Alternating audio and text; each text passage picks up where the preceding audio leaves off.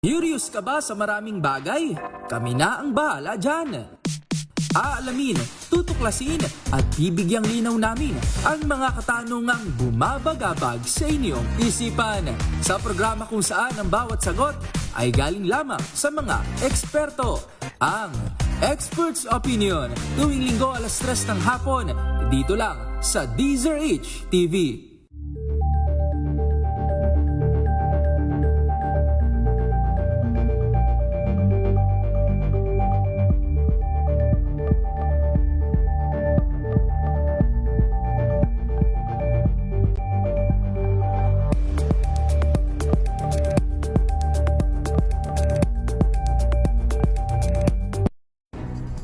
Good vibes ang hanap mo?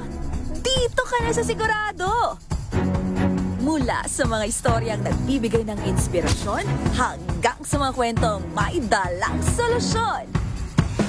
Mga balitang pampagaan, pakiramdam at pampaganda ng araw. Hindi lang ba sa good news, kundi the better news. Mula Lunes hanggang Biyernes, 1:00 ng tanghali sa DZRH TV.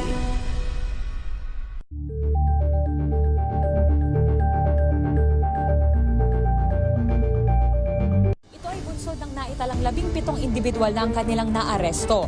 Metro Manila Development Authority o MMDA ang No Contact Apprehension Policy o NCAP sa Metro Manila. Sa ilang mga dokumento ay peke. Hindi rin legal ang employment na ipinangako sa kanila. Sa mata ng batas, mananagot ang sangkot at may sala. Dahil sa bawat paglabag, may karampatang parusa. Alamin ang mga pananagutan sa likod ng mga bawal. Dito sa Hoy! Bawal Yan, tuwing Sabado, alas 11:30 ng umaga. Dito lang sa DZRH TV.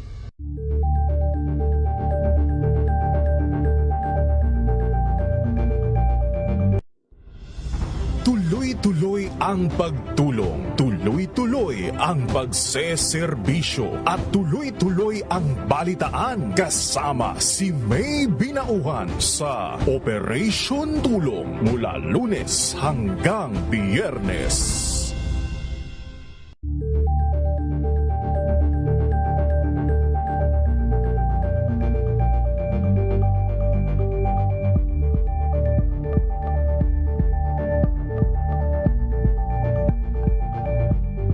We've got you covered.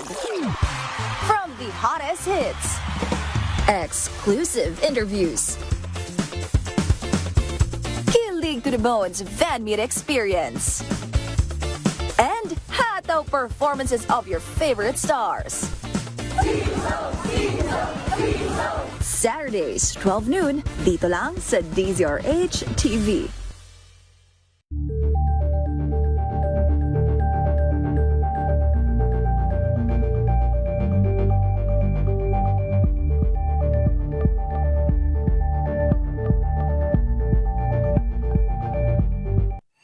Mga balitang gigising sa inyong umaga. Mga balitang kailangan mong malaman. Mapapakinggan sa ACS Balita sa 2x2.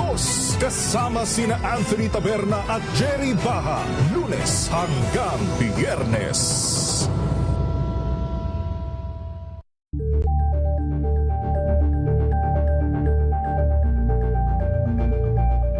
Tambalang Anthony Taberna at Jerry Baha ang gigising sa inyong Pilipinas! 43 makalipas ang alas 4 sa mga may lakad. Huwag din kalimutan magbawa ng proteksyon laban sa mikrobyo. May dalawang formulation ng family alcohol na pwede niyong pagpilian, ha? Yung family 70% isopropyl alcohol specially prepared for clinics, hospital, pharmacies, laboratories. Pero okay na okay din po yan sa mga gamit sa households, ano ha? Very effective sa disinfection at sterilization. Ganyan ang bagsik ng family 70% isopropyl alcohol. Maghapon man natin gamitin, no problem. Hindi po manunuyo ang ating mga kamay dahil meron po itong moisturizer. Yun namang mabangong family rubbing compound improved alcohol. Ayun po yung mabangong isopropyl alcohol na ginagamit po ng mga masahista, mga barbero, mga doktor, mga nurse, mga kabadrona for sponge baiting and other cleansing purposes. Family rubbing alcohol parang DZRH subok na sa mahabang panahon. Mabibili sa namang butik at convenience stores nationwide. Family rubbing alcohol hindi lang pampamilya, pang sports pa. Isang lalaking mahiring magboso. Lalaking lihim na nagbibideo ng babaeng naliligo. arestado sa Paco, Maynila. Detalye ng balita mula kay Boy Gonzales sa Aris 29. Boy, good morning. Good morning, Kuya Angela. Isang 41 anyos na lalaki ang arestado matapos sumunong lihim na kunan ng video ang isang babae habang naliligo sa Paco, Maynila, Martes na umaga. Ayon sa Manila Police District, residente ng Barangay 819, Paco ang suspect at haharap sa kasong paglabag sa Republic Act number 9995 o Anti-Photo and Video Voyeurism Act of 2009. Batay sa ulat ng Pandacan Police Station, naganap ang insidente bandang alas 8 ng umaga. Ayon sa biktima, kukuha na sana siya ng tuwalya matapos maligo na mapansin ng isang kamay na may hawak na cellphone malapit sa pinto ng banyo na pinaniniwalaan niyang nagre-record sa kanya. Agad niyang tinagpan ng sarili at paglabas ay nakita ang suspect na kilala muna niya. Kinompronta niya ito ngunit hindi sumagot at tuluyang umalis. Inireport ng biktima ang insidente sa pulisya at agad na nagsagawa ng follow-up operation na nagresulta sa pagkakaaresto ng suspect. Ito si Boy Gonzales para sa DC Arizona sa Pilipinas, una sa Pilipino. Maraming salamat, Boy. Ang dami talagang mga ogag ngayon, ano? Maganda umaga, Pilipinas! Isang dismissed na pulis at isang dalaga, arestado naman dahil sa pagbebenta ng shabu. Nakunan pa ng baril. Detalye ng balita mula kay Jimmy Angay-Angay, Aris 32, maupay nga agad, Jimmy. Isang dismissed na PNP personnel at isang dalaga arestado dahil sa pagbibinta ng shabu sa bayan ng Babatngon, Leyte. Kinilala ng PNP suspect si alias Fred 55 anyos, high value individual, rank number 1 na regional priority target list ng PNP region. Na aresto rin si alias Angel, 21 anyos, dalaga, kapwa residente ng poblasyon District 3, Babatngon, Leyte. Nangyaring bypass operation alas 5:50 ng umaga kahapon sa barangay Poblasyon, District 3 sa naturang bayan na bilhan ang suspect ng isang pirasong shabu ng mga kapulisan sa Regional Police Drug Enforcement Unit. Babatngon PNP sa koordinasyon ng PDEA na kumpiska rin ang pinaginilaang shabu, 3 pakiti ng shabu sa posisyon ng mga suspect, isang 500 pesos na buy bust money, isang 500 pesos na bodol money, 15 piraso ng tig-1,000 piso na bodol money, isang sling bag, isang unit ng pump action rifle kalibre 22 na baril, isang magazine ng kalibre 45 na may 10 bala, isang green hand Freg PRB 423. Ang mga ebidensya ay dinala sa Regional Forensic Unit at sinampa naman ang kakulang kaso laban sa mga suspect. Mula dito sa DYVL Action Radio Tacloban, ito si R-Star Tito Jimmy Angay-Angay para sa DZRH, una sa Pilipinas, una sa Pilipinas. Daghang salamat na Jimmy Angay-Angay. Magandang umaga kay Jose Ramon Nulod ng Pusa, New Jersey, USA. Hoy, Edgar Fernandez sa Sydney, Australia. Good morning. At sa mga suki natin dyan sa Calamba, Laguna. Binigyan din ni Customs Commissioner Ariel Pumuseno na sulit ang intelligence fund ng Bureau of Customs dahil sa malaking halaga ng smuggled goods na nasamsam ng ahensya mula Enero hanggang Disyembre ng 2025. Paliwanag ni Customs Commissioner Pumuseno, patunay ang mahigit na 400 bilyong pisong halaga ng nasabat na mga items gaya ng mga produktong agrikultural at sigarilyo na nagagamit na ng tama ang pondo. Punto pa nito, sobrang sulit ang ginagastos na intelligence fund ng Bureau of Customs. Dapat nga dagdagan pa kung ikukumpara sa napakalaking halaga na nahuhuli ng BOC pagdating sa mga smuggled goods. Hindi rin anya biro ang panganib na makipaglaban sa mga smuggler, mga sindikato at malaking tulong ang koordinasyon ng PNP, DOJ at CIDG upang mabigyan ng proteksyon ang kanilang mga tauhan, matukoy ang mga nasa likod ng iligal na gawain at mapanagot sila sa korte. Pagtitiyak ni Pumuseno, tutugisin ang ahensya ang pinakaugat at dulo ng smuggling sa bansa, lalo na't mas mataas ang posibilidad na matumbok kung sino talaga ang mga nasa likod nito. Nauna rito, isa pong nagmamarunong na kongresista kapag dinig ng House Ways and Means Committee ang pinuna ang palpak daw na intelligence fund utilization ng Bureau of Customs dahil sa lawak ng illicit tobacco trade. Sabi nga nung ibang mga pumupuna, sana naman isipin muna ni Congressman Joel Chua na marami ka rin namang mga kapalpakan, ha? Huwag kang hindi ka pa napapanagot doon sa mga barangay center na itanayo mo sa mga iskinita at mga istero. Maganda umaga, Pilipinas! Natalong mayoralty candidate sa Baguio, naglagak ng 1.3 million pesos na piyansa para sa 11 kaso ng falsification of private documents. Detalye ng balita mula kay Romy Gonzalez sa RH21 ay Bagnabigat Romy. Pansamantalang nakalaya ang isang dating mayoralty candidate sa Baguio City matapos makapaglagak ng 1,320,000 pisong piyansa pagkatapos itong mahuli noong Pebrero 16 ng taong kasalukuyan.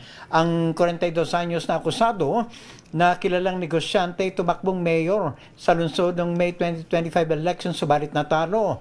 Batay sa report ng pulisya, ang akusado ay inutos na maaresto noong January 27, 2026 sa bisa ng ipinalabas na warrant of arrest ng presiding judge ng Family Court 3rd Judicial Region sa Clarkville, Pampanga dahil sa kasong 11 bilang ng falsification of private documents by a private individual.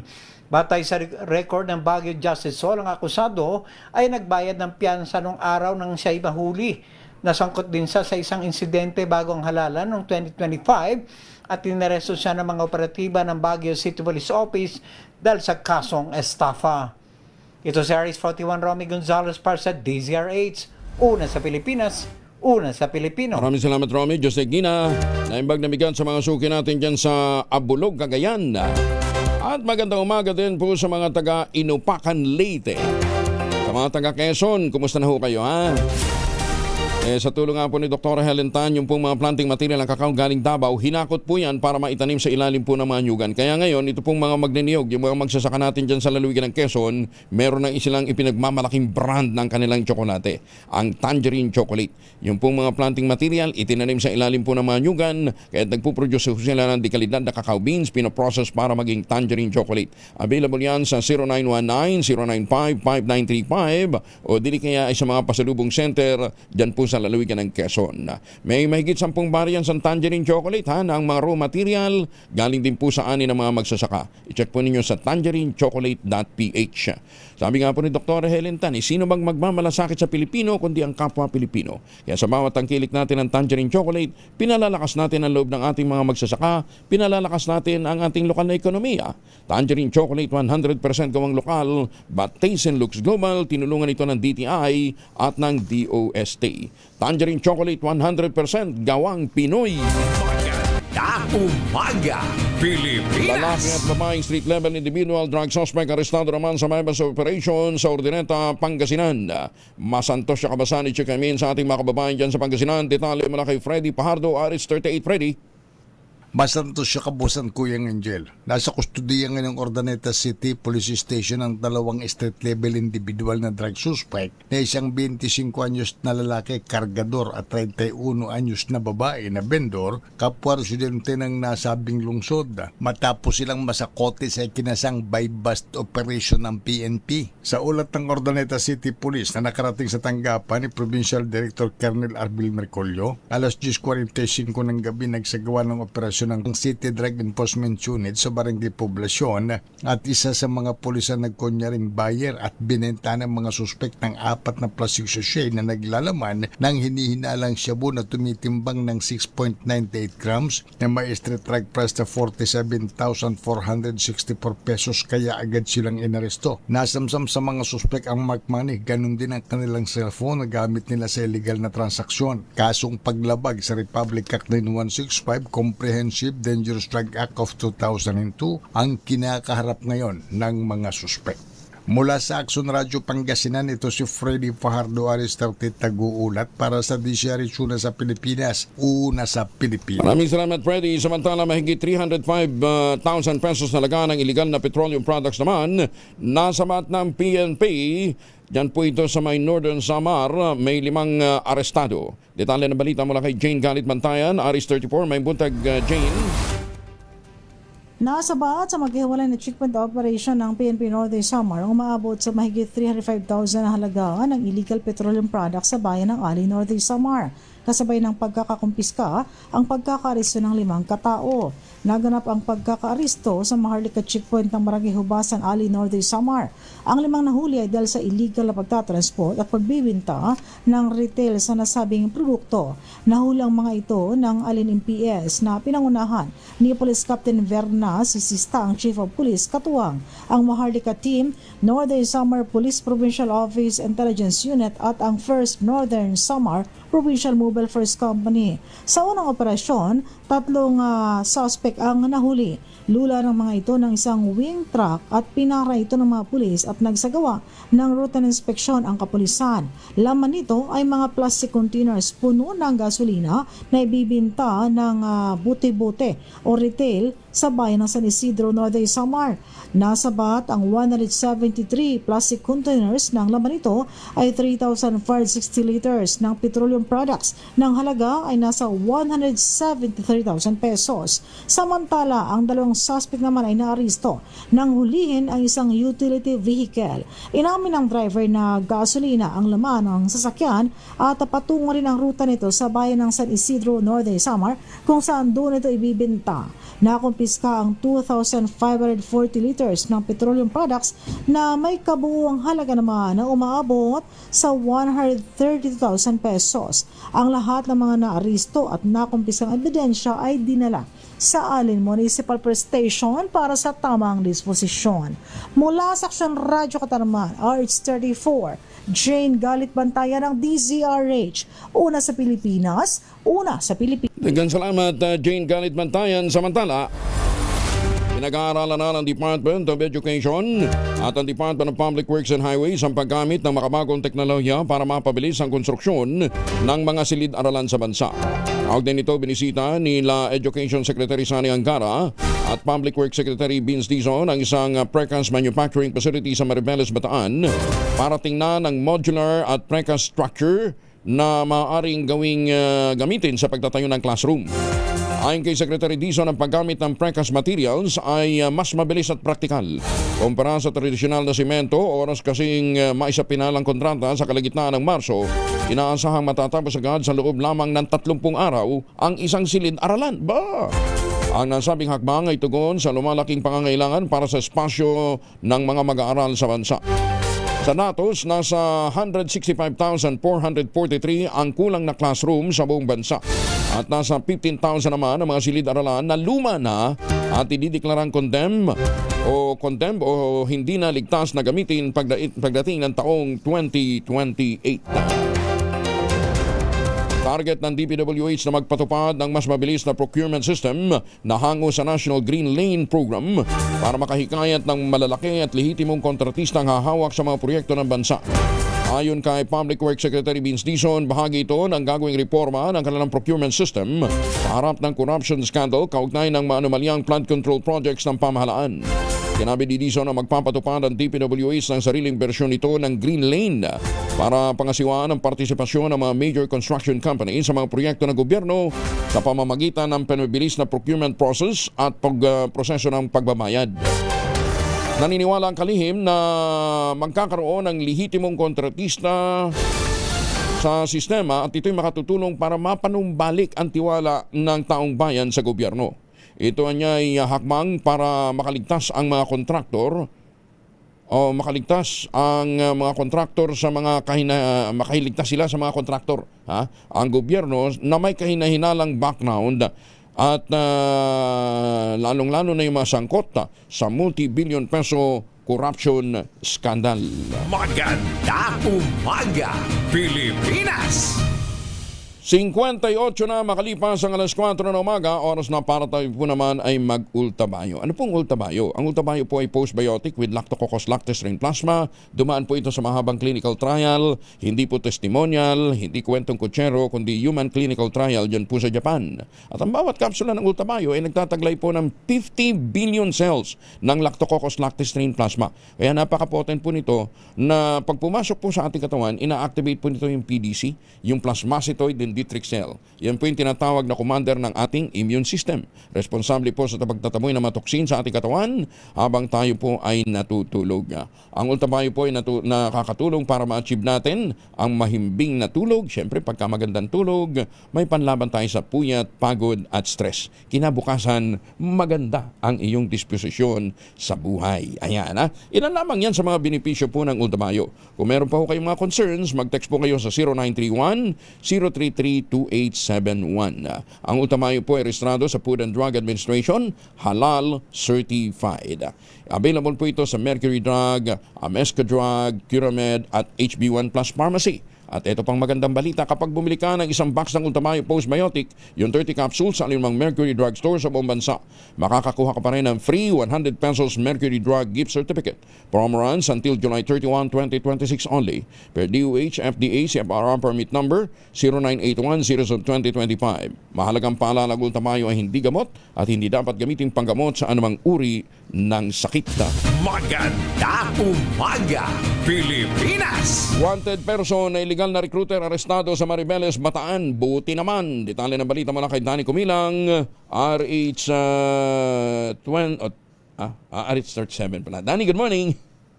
Isang wanted person na may kasong illegal recruitment ang naaresto ng magkasanib na puwersa ng mga operatiba ng Maribeles Municipal Police Station at RSOG3 RID sa sinagawang manhunt operation sa Sitio Lusong, Barangay Bian, Maribeles, Bataan. Ang pag-aresto ay sinagawa sa bisa ito ng warrant of arrest dahil sa paglabag sa Republic Act 8042 o Migrant Workers and Overseas Filipinos Act of 1995 na walang inirekomendang piyansa. Pinuri naman ni Police Regional Office 3 Director Police Brigade General Ponce Rogelio Piñones Jr. ang mga operatiba at binigyan diin nito na ang patuloy na pagdakip sa mga wanted person ay patunay ng matatag na pagpapatupad ng batas at pagpapanatili na kaayusan at kaligtasan ng publiko. Danny Kumilang, RH37, DCRH, una sa Pilipinas, una sa Pilipino. Maganda umaga, Pilipinas! Maraming salamat, Danny. May paaba kay kayungan sa mga suki natin dyan po sa Pampanga. Nagpasalamat naman kay Pangulong BBM ang gobernador ng mga probinsyang sinalanta ng Bagyong Basyang sa agarang tulong. Sa gitna ng hagupit ng Bagyong Basyang, muling napatunayan na mabilis at may malasakit na aksyon ang ating pamahalaan sa pangunguna ng Pangulong Bongbong Marcos. Hindi nagaksaya ng oras ang Pangulo, agad siyang nagutos ng pagpapalabas ng 321 million pesos na tulong pinansyal para sa 34 na probinsya at 8 lungsod na lubhong naapektuhan. Sa panahong lugmok ang maraming pamilya, ang ganitong agaran tugon ay hindi lamang ayuda kundi may tuturing na isang pag-asa. Pinuri mismo ng gobernador mula sa Cebu, Iloilo, Eastern Samar, Surigao del Sur, Aklan at Bohol ang naging hakbang ng Pangulo. Ayon sa kanilang ayuda ay napapanahon at na makatutulong upang maibsan ang hirap na kanilang nararanasan ng kanilang mga nasasakupan mula sa pagkukumpuni ng mga nasirang bahay, mga nasirang kalsada at tulay hanggang sa pamamahagi ng relief goods. At higit sa lahat, ipinakita rin ito ang tunay na diwa ng bayanihan, ang pagtutulungan ng pambansang pamahalaan at ng lokal na gobyerno. Hindi lamang basta nagbigay ang administrasyon, pinalakas din ito ang kakayahan ng LGU na maging katuwang sa pagbangon. Sa katunayan, mas pinaigting pa ang ugnayan ng national at local government units sa pamamagitan ng programang tulad ng pagpapagawa ng mga silid-aralan, katuwang ang Department of Education at Department of the Interior and Local Government. Isang hakbang na hindi lamang pang-emergency kundi pang matagalang solusyon. Naniniwala ang ating mga kababayan na sa panahon ng sakuna kailangan talaga ng isang leader na kumikilos agad. At ito'y malinaw na ipakita ng Pangulong Bongbong Marcos na handang tumulong at umalalay. Ayon sa mga gobernador, ito isang uri ng pamumuno na may malasakit, may aksyon at may direksyon. 3 minuto na makalipas ang alas 5 ng umaga. This time check is brought to you by